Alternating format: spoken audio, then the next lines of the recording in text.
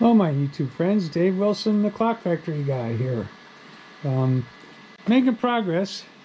These clocks are a lot trickier to, not so much build, but to get running correctly. So I've got 4 of them just about done. Now here's one that's acting up. It's just not beating now. So I've been having trouble with this one. So I got to keep tweaking it, I guess. The other one seems to be working pretty well. So what's happened, each one of these has to be calibrated. So you can see this one, it's just not clicking every time, and it really depends on the balance.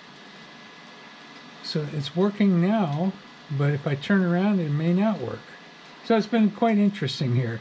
So I've got 2 of these running off of USB power, and then 2 of them running off battery power. Doesn't seem to be much different whichever way I hook it up. It's whether somebody would rather have a USB or a battery. So the black one here, a friend of mine, Steve Billie, asked if I could make him a black one. Everything black except for the face and the second hand. This one I just sort of pieced together from other parts. So it's got some green gate. I'll put the name of the filament in the description.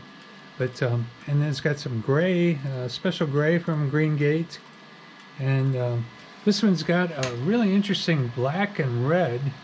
It's sort of a cherry color, well, a plum color almost, and then some more of the tan color.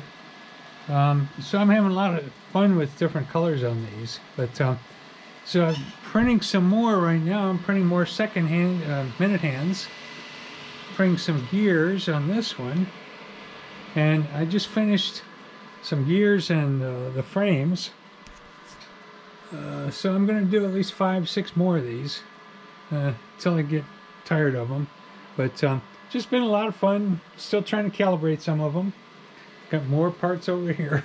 Just parts everywhere. So I need to get some of these sent out. And that's the challenge. How do I mail these things?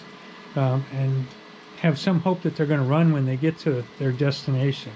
So that's one of my other challenges. Been saving boxes over here. Boxes and padding and stuff. So we'll see how well they get shipped. But yeah, so it's a little bit interesting. And again, if these things, if the pendulum moves too much, it'll skip a gear. If they don't move enough, it won't even hit a gear singly. So it's a lot of adjustment, a lot of calibration, and a lot of fun. Thanks for watching.